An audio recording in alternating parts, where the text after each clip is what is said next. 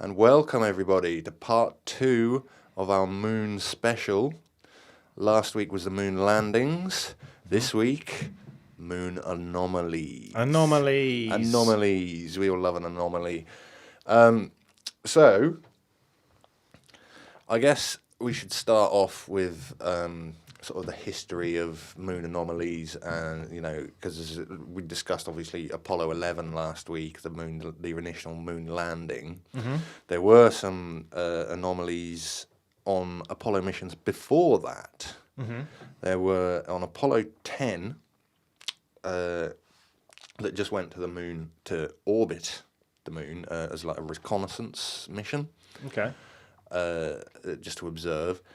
The 3 astronauts that were on that mission, when they were on the dark side of the moon, or the far side of the moon, mm-hmm. So they didn't have direct contact with Houston or NASA, they started hearing this weird, sort of, the strange sound that they described as space music.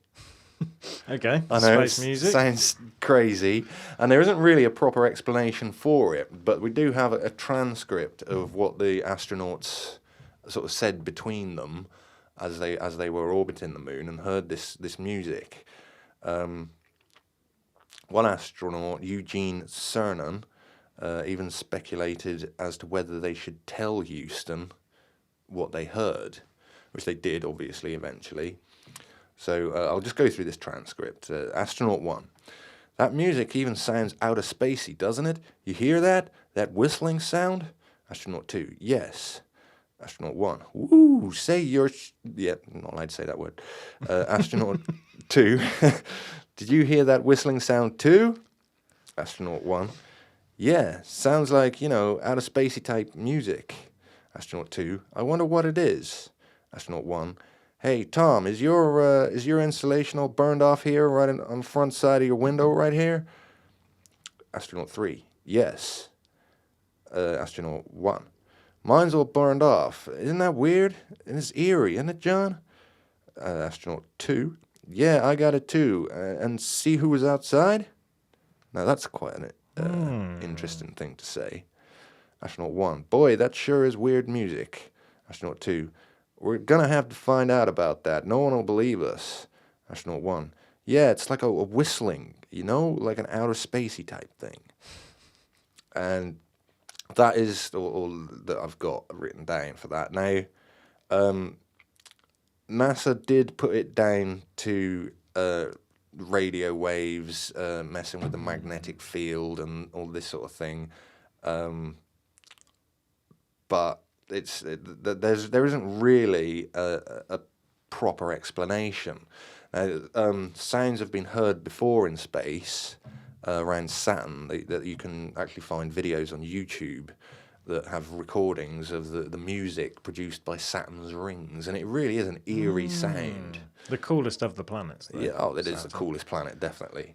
But there's nothing to actually explain what they heard. And he said, "Did you see them outside?" Yeah, I mean that is a very strange thing to quote on him. Yeah, and see who was outside.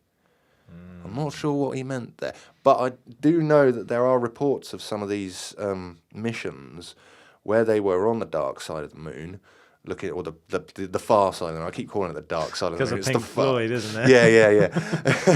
But it's the far side of the moon, not necessarily the dark side of the moon. And they were looking down, like obviously taking photos and mapping it for the first time ever. And they reported seeing lights actually on the moon and possibly structures. Lights, structures, music, and visitors. All on the far side of the moon. Do you think it's because we're talking about music and the moon? Your brain just goes dark side of the moon? Possibly, yeah. Pink Floyd. Unless it was Pink Floyd being now played. I'm imagining a rainbow going through a prism. That would be a good anomaly if you saw that. It would. But then if we fast forward on to Apollo 11, which is where we were last week. This is Neil Armstrong. Buzz Aldrin, yeah, and don't tell me it begins with M. Yeah. Michael. And the last name is the It's same like as a dictionary, one of the dictionaries. Dictionary. No, Collins.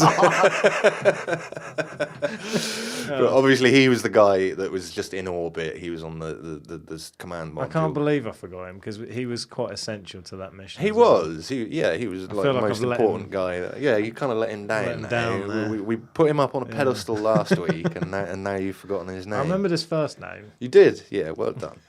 But while Armstrong and Aldrin were on the moon, allegedly, there's probably going to be a lot of allegedlys in this episode. Neil Armstrong went radio silent for 2 minutes. Yes. On the the main channel that everybody could listen to, and where he was broadcasting to Houston Mission Control, and he switched onto his medical channel and spoke to whoever it was that was on the other end of the channel on the medical thing. And they're back on Earth. Back on Earth, because they landed on the front side of the moon in the Sea of Tranquility, I believe it was. Oh, I like that. Sea of Tranquility. It sounds lovely. Yeah. And we have a transcription. I don't know how accurately it is, but we do have a transcription for what was said while they were there. So, Armstrong, those are giant things. No. This is not an optical illusion. No one's going to believe this. NASA, What the hell is happening? What's wrong with you? Armstrong, they're here, under the surface. NASA, what's there? Some kind of muffled noise, emission interrupted, interference. Control, calling Apollo 11. Armstrong, we saw some visitors. They were here for a while, observing the instruments. NASA, repeat your last information? Armstrong, I said that there were other spaceships. They lined up on the other side of the crater. Then it gets a bit broken up, and then he comes back and says, my hands are shaking so badly, I can't do anything. Film it? God, if these damn cameras have picked up anything, what then? NASA, have you picked up anything? Armstrong, I didn't have any film at hand. I got 3 shots of the sources or whatever they were, but they were ruining the film.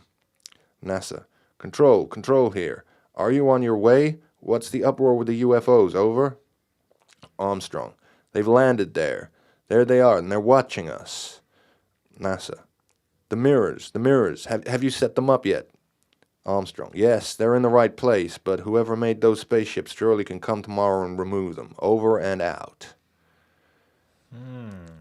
Now, we don't know if that is a genuine transcription of what actually transpired on the medical channel.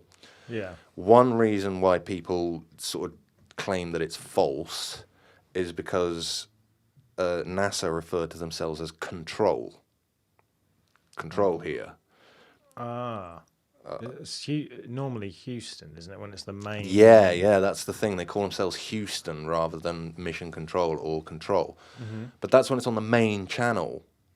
Yeah. So because he was on his medical channel, maybe the guy on the other side just decided to call himself Control that day, Mission Control, rather than Houston. I don't know. Yeah.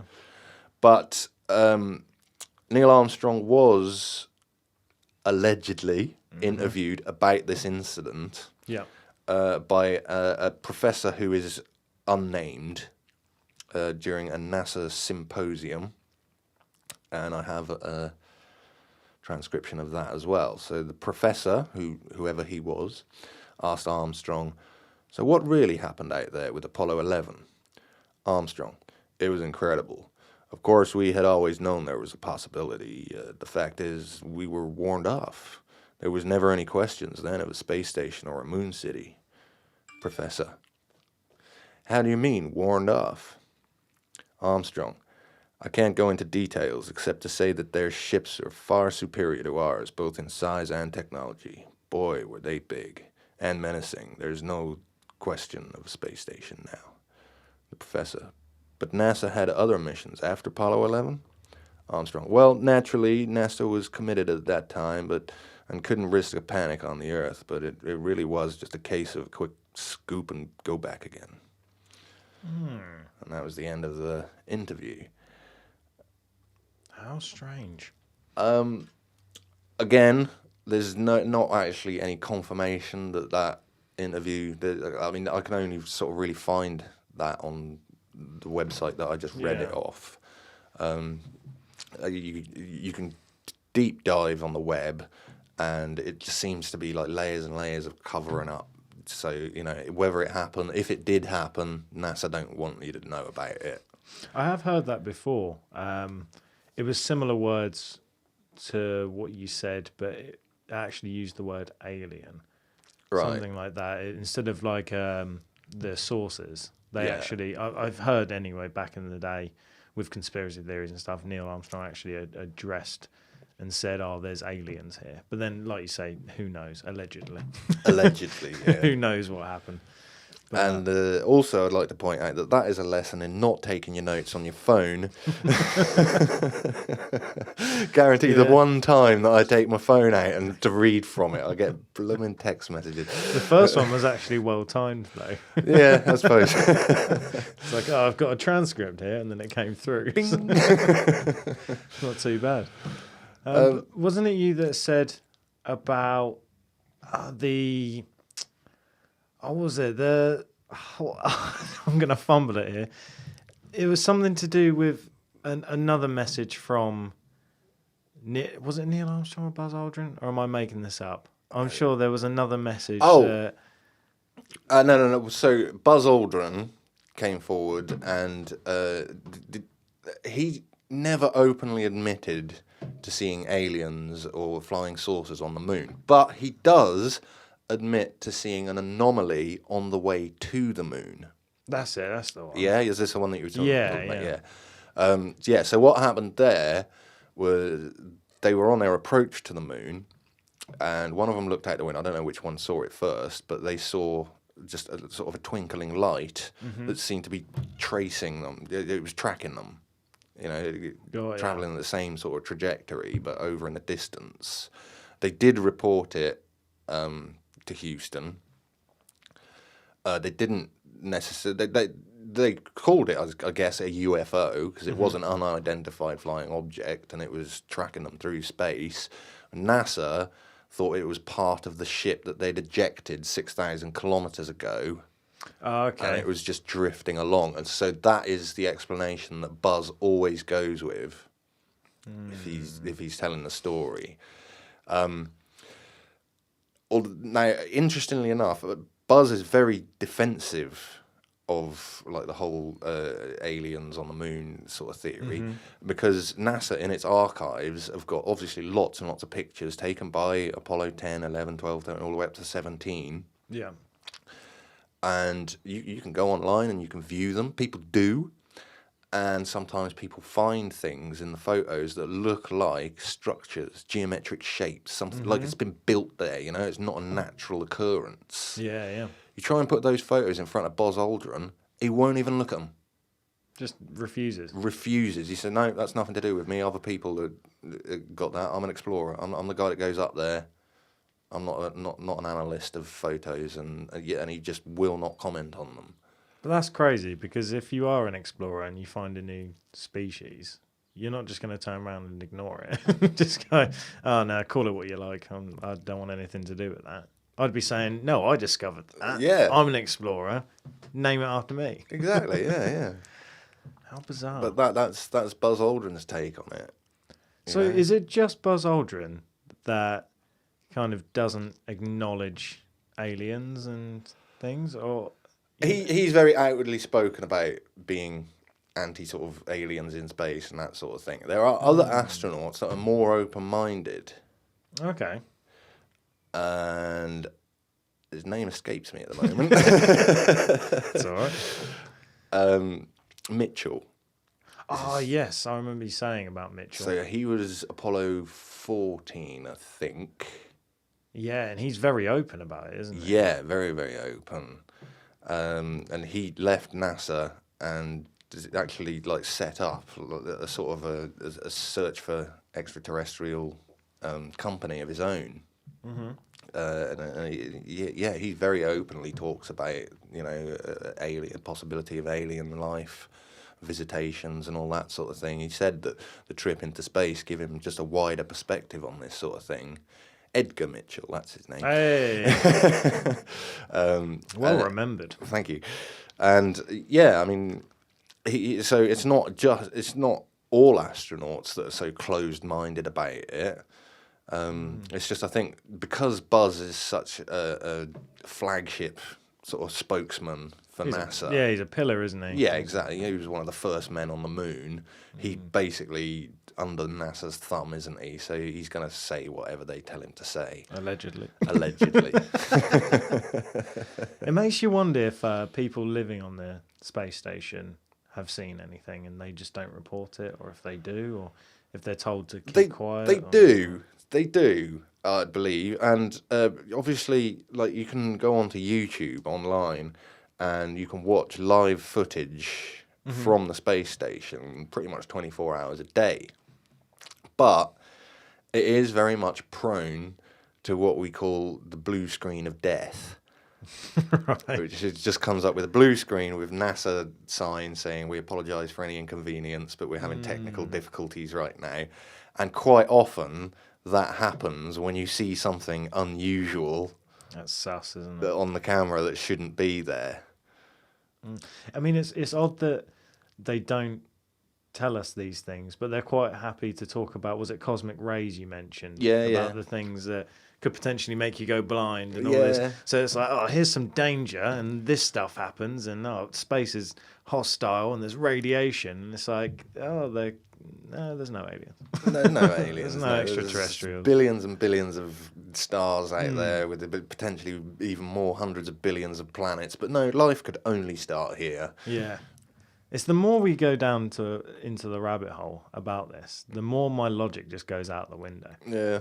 Because, in fact, actually, no, I'm gonna have to take a little bit back, because Buzz Aldrin did actually say a similar thing to what I just said now when he was interviewed about alien on TV about the possibility of alien life. He turned and he said, "Well, I would have to ask Stephen Hawking or another big thinker like that, because that's a big question." The Milky Way is a massive galaxy, 100,000 light years across, with billions of stars.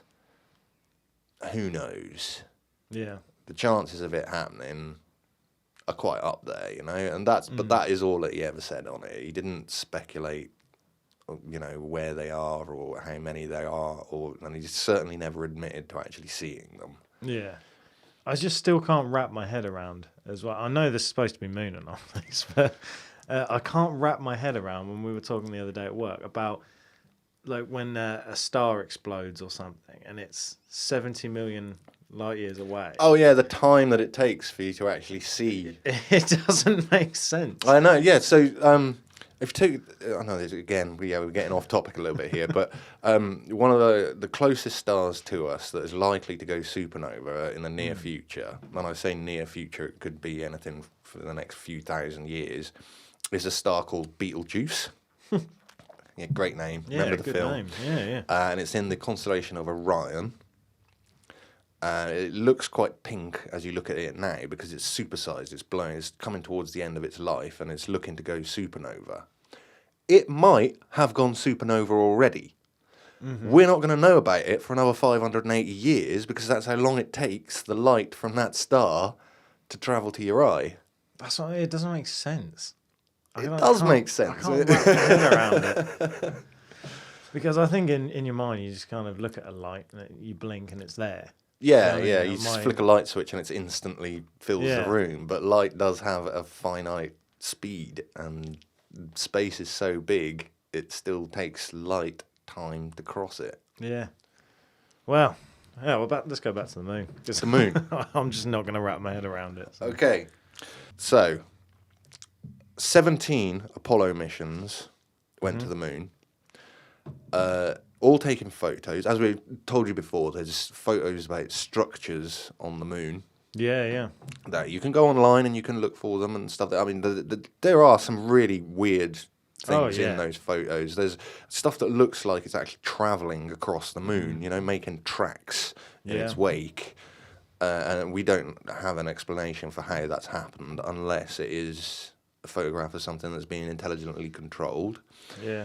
There's also an area of the moon that looks like it's got some kind of tower, like you know, power plants when they have those big chimneys, and it looks like one of those.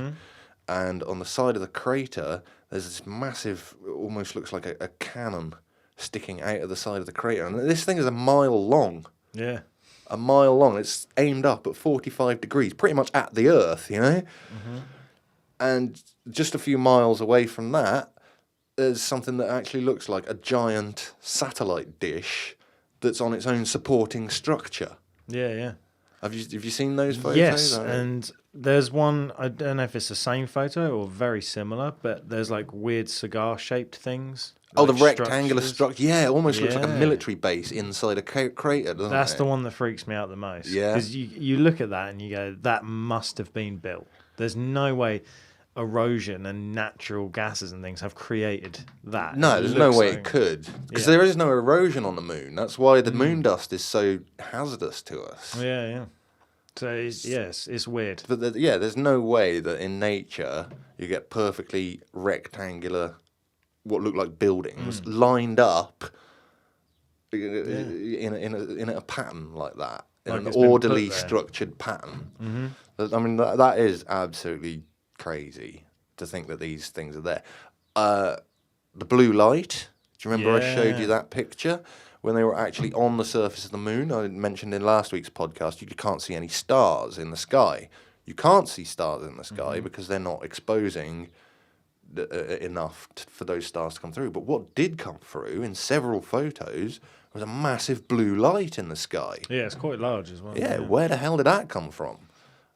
It looks a bit like an angel, I think. Yeah, I suppose. Yeah, well, because it's kind of overexposed, I guess it's got like the glare coming from it. Doesn't it? Yeah. So It looks holy is probably the better way of saying it. Okay, fair enough. That's what I think, anyway. But I mean, yeah, the blue light is a famous anomaly from the NASA photos.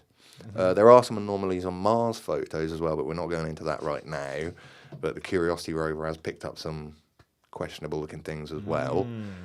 But back to the moon. Have you ever heard that allegedly the Apollo mission didn't end at Apollo 17? Oh, I haven't heard this. You've not heard this? No, but Okay, I do so like a good conspiracy allegedly, there were 3 more missions. Apollo 18 and 19, I don't really know anything about because these are super secret missions. Apollo 20 was allegedly an alliance between Russia and the US. There is film footage online from on board what looks like the lander module of Apollo 20 with this weird flag that's got a mixture of the US flag and the Russian flag. It's kind of combined. Okay. And it says Apollo 20 on, and it's mounted on, it's got a badge and it's mounted on the actual equipment of the lander. Okay. Now, on that mission, allegedly, they were actually looking for one of these structures that has been photographed from space. And allegedly, that was a downed UFO. On board, they found an alien woman. Alien woman? Yep. Okay. Dead alien woman. Right. How would they know it's a woman? Because she's naked. You can see it, honestly, on the videos on YouTube and that sort of thing. Naked, she got covered in wax, some strange kind of wax. And her eyes and nose and mouth are all like wired together with some weird kind of braces. Oh. But then I think they took those off. They called her the Mona Lisa, by the way. Oh, okay. You can look this up, Mona Lisa, Apollo 20, and I'm sure you'll find pictures of her. I'll show you a picture after we finish this podcast. You're damn straight you are. Yeah, and I'll find one for the video version, obviously. But yeah, allegedly, they brought her on board and brought her home to study her. That's asking for trouble. Well, it kind of is, but it's probably nothing that we haven't done before if aliens have crashed and whatnot. But yeah, that again is another anomaly that's less well known because obviously officially the Apollo program ended at 17. Yeah, because I've not heard of that one. No, The only I've been one... hearing about it for quite a few years now. I used to follow a channel on YouTube called Secure Team 10 with a guy Tyler something, and he covered all these sort of things, moon anomalies and UFOs and all that sort of thing. And then suddenly one day his channel just shut down and he went missing completely. I believe he's all right. I think I've read on the internet these days that he's trying to start something back up again. But his main channel that he made a name for himself just ended. But towards the end, he did seem to have like government officials following him around, and he was quite scared. So maybe he just closed it down to try and sort of save his own life, really, because he was reporting about other, paranormal reporters and stuff, and ufologists and stuff that were actually getting in trouble and winding up dead under suspicious circumstances. Yeah. So I think he probably closed his channel to try and save his own skin. That's wise. But he used to cover all these things, quite well. He was quite a good presenter of these things, and I think that was where I first heard about this Mona Lisa alien on Apollo 20, because I always thought Apollo 17 was the end of it as well. Oh yeah. So obviously all of that is just allegedly there were 3 extra missions, but no one knows, because if it happened, it was super secret. Yeah. The only thing that makes me question it in a way is, like, if we had an F-15 go down and crash, we would still go recover the bodies and the wreckage. So if something crashed on the moon, why would the aliens just leave it it for us to... Well, maybe they wanted us to find it. Maybe. The thing is, like, here's an argument that people make, that there can't be aliens out there. It would take, even with an advanced technology, you're still talking about it taking time to travel between stars. Between us and our nearest star, Proxima Centauri, the fastest estimate that we got that we could actually travel there is still in the thousands of years. Which is why people say that even with advanced technology, because you can't travel faster than the speed of light. Yeah.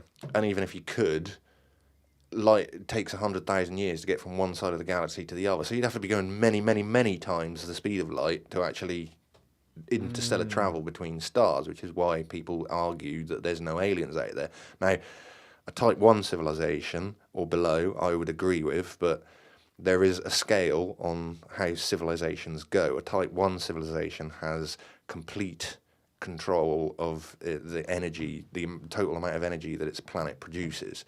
A Type 2 civilization has complete control over its stars' energy. So if we managed to get to the point where we could extract energy straight from the sun and utilize it, all of it, we would possibly be a Type 2 civilization. Type 3 can literally take the energy from the whole galaxy and put that to use. Then a Type 4 is multiple galaxies. So when you start going up this civilization scale, you start thinking about it. Well, hang on, if a civilization's got the technology and the ability to take control of multiple galaxies, maybe they can cross. But maybe it still takes them a little time. So by the time Mona Lisa's gone down and the reporters reached them, it might take them a lot longer to get here to retrieve her than what it took us to find her. Do you know what I mean?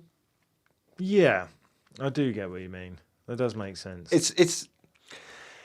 It's teetering on fiction, but I mean... Yeah, because when you said about you need something that travels faster than the speed of light and stuff, I'm obviously thinking hyperspace, Star Wars, when they... Yeah.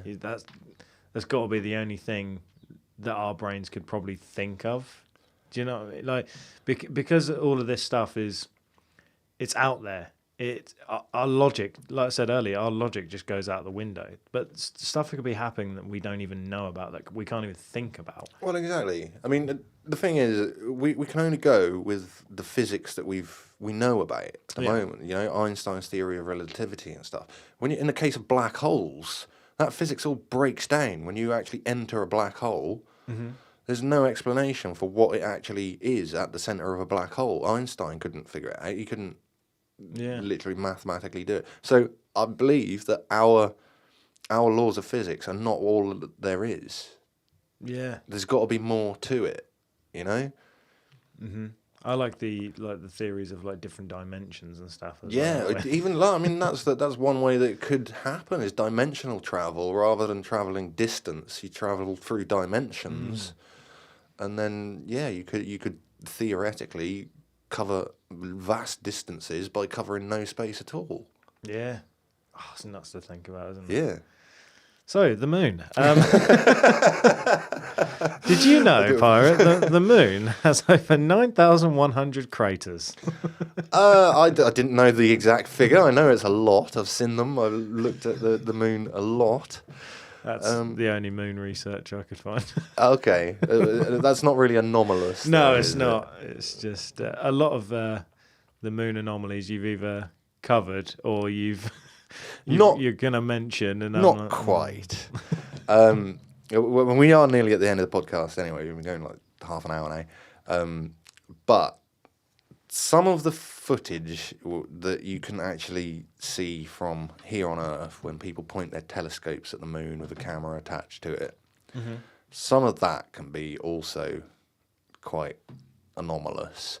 There is a very famous clip that was released just I can't remember exactly how many years, maybe 3-4 years ago, of literally, it's just got like one side of the moon, so you can see the curvature of the moon itself, and from out in space drifts on this little, all it is just like a speck of light that is an aerial object, like a UFO, travelling over the surface, around the moon, but you can see its shadow on the surface of the moon. As it's travelling across the moon, you can see that shadow dipping into the craters and coming over the mountains and stuff. So it's obviously a very close object to the moon, but it's, it's flying over it. And I think there was actually several objects in that same shot. These objects must have been miles across. Oh, yeah. To be able to see them from that distance and to create a shadow like that. I mean, this is technology that we just don't have. I mean, whether you want to go with the theory that the UFOs are aliens, extraterrestrials, or whether you want to go with the theory that it's human time travelers that have come back from, centuries, thousands of years in the future to monitor a more simplistic mankind, doesn't matter. That technology that has been observed flying across the moon has to be so much more advanced than we've got at the moment. Yeah. And there's video evidence of it.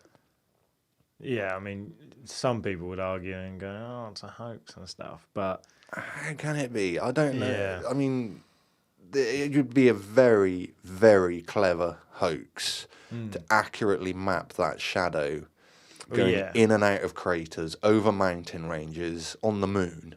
Yeah, because aren't some of the craters like miles long and wide and stuff? Yeah. It's nuts. Well, I think I read one of the biggest craters on the moon was like 160 miles or something ridiculous. It wouldn't surprise me. Yeah. So, yeah, I mean, it'd be a lot more effort to hoax it than it would just to record it or see it. Well, that's it, yeah. I don't think I've ever seen anything while I've been looking at the moon through my telescope. I did once see something weird when I was just looking at stars. I think I was looking at an open cluster of stars, and something came across my field of view, which I just thought was a satellite at the time because it just looked like a bright star. Yeah. And it got halfway across the field of view and it changed direction. And I was like, satellites don't do that. No. That's very bizarre. No, yeah. So that's the only time I've ever seen anything weird through my head telescope. But obviously, yeah, there are plenty of people out there that do and have. Even the Russians and some of their missions, they took photos of the moon. There's one very famous photo of this massive spike coming out of the side of the moon that must be like 20 miles high. Oh, so like almost like a mountain kind of size. Yeah. So it's like, yeah. But okay. it's really thin. And it almost looks like an ice cream cone. But, it's 20 miles, sticking up off the surface of the moon by 20 miles. I think they called it the Tower of Babel or something like that. Yeah. The Russians took that photo. We got no explanation for how it can't be a natural phenomenon. It's got to be... It's got to be man-made. Artificially made. Well, not man-made, but yeah, it could be made by anyone. But yeah, so it's not just NASA that are getting these photos. The Russians are too. Possibly China, that we already discussed that they've been to the moon as well.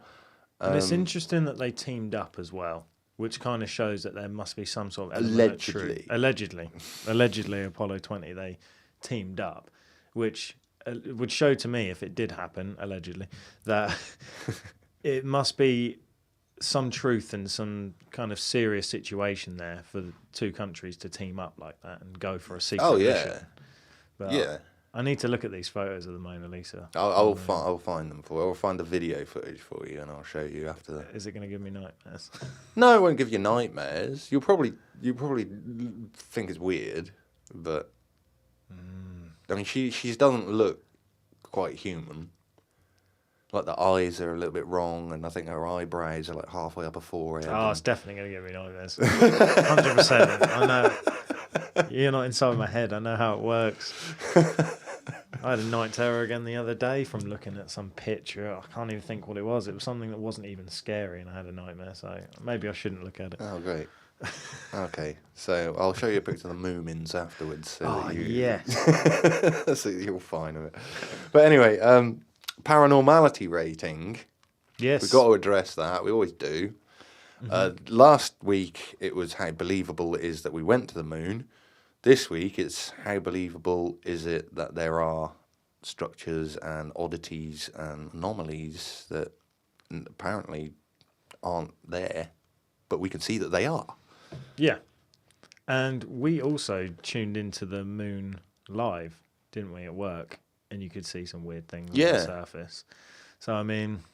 And because there's Google Moon that you can go and you can zoom in on it. And I've seen craters where there's that sort of right angle shape triangle of lights inside a crater. 7 lights, 3 on each side, 1 at the point. Yeah. And I showed you that photo. Yeah. How do you explain that? Yeah. You can't. You can't. No one can. And also, I should just mention, when you were showing me pictures and I was finding pictures myself, I thought all the pictures were old and in black and grey, but it's because I forgot the moon was dark and grey. So well, yeah, there's not a lot of colour on the moon, to be fair. You can get colour pictures. Some of the astrophotographers that take really good pictures of the moon will pick out some of the browns and blue hues that are there. But most, I mean, there's not a lot of colour on the moon. Because you think colour is produced by light being absorbed on some spectrums by an object and reflected on other spectrums, which is why we have green plants and whatnot. Obviously, there's none of that on the moon. All it is just plain grey rock. Yeah. And it's quite dark rock as well. The pictures don't really make it look like what it is. It's almost as black as charcoal, you know. It's a very strange place. Well, I'm going to have to give it, it's got to be more than an 8. More than an 8? Yeah, it got to be, because I've seen pictures and things. And I was hovering around 9. I don't want to go too high, massively above 9, but I was thinking around about 9. See, my brain went 8.8. 8.8? Yeah. Well, if you went 8.8 and I went 9 flat, that would give us an average of 8.9. There you go. That's pretty good, isn't it? Yeah, yeah. I mean, we've got to check out some pictures of the Mona Lisa. I want to see them. I'll show you. I mean, we're now at, we're at the end. So Let's do it. So yeah, let's do it. Thank you for showing up, everybody. I hope you enjoyed the episode. Always, as always, send us an email on paranormality.uk@gmail.com if you enjoyed the episode. If you've got your own moon anomalies that you've seen or we haven't covered today, we could probably visit this several times for several episodes. Yeah, we've got a universe. There's so much of it. We've got a universe episode to come out. Yeah, other planets and that sort of thing. We could discuss anomalies and that. I haven't even gone into Titan. That's a very strange one. Hello. But check us back next week, and always like, subscribe, leave us a comment, give us a rating. Yeah. If you're an audio member, big up the audio. Audio's going love. We love the audio crew. Yeah. We love the YouTube crew as well, obviously. And until next week, I've been Pirate. I'm Josh. And this has been Paranormality UK. Ta-ta. Ta-ta.